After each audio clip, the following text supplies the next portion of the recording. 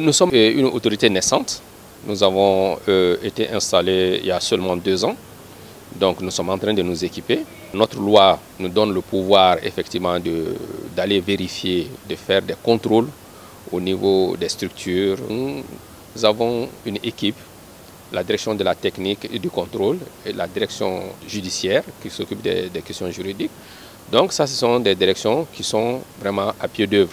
Et nous avons effectué un certain nombre de contrôles dans beaucoup de structures aujourd'hui au Mali.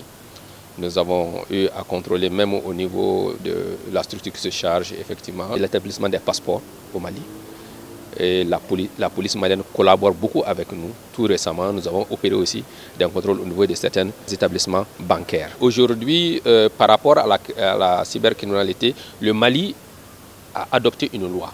Et nous avons participé en tant qu'élément de participation à l'élaboration de cette loi-là. Donc nous travaillons en tandem avec toutes ces structures qui sont chargées effectivement de combattre la cybercriminalité.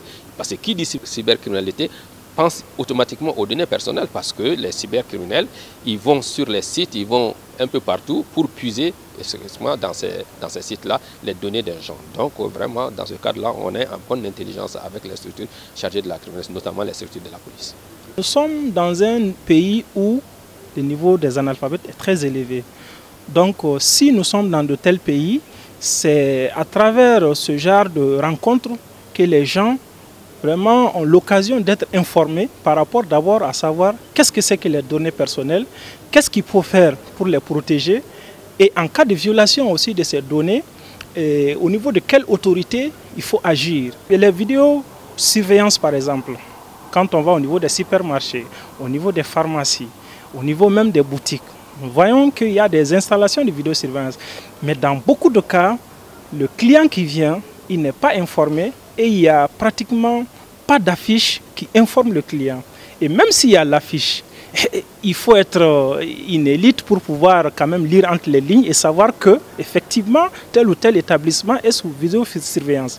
Donc c'est pourquoi je crois que l'organisation d'une telle conférence contribue à sensibiliser davantage, mais il faut que ça soit amplifié, que ça ne se limite pas à ça, que ça soit organisé sur toute l'étendue du territoire, aux besoins, et que ça atteigne le maximum de cibles possibles, pour que les gens effectivement sachent qu'il y a un organe qui est là, qui est créé, il y a une loi qui est là, qui est créée pour prendre en charge tout ce qui concerne leurs données personnelles.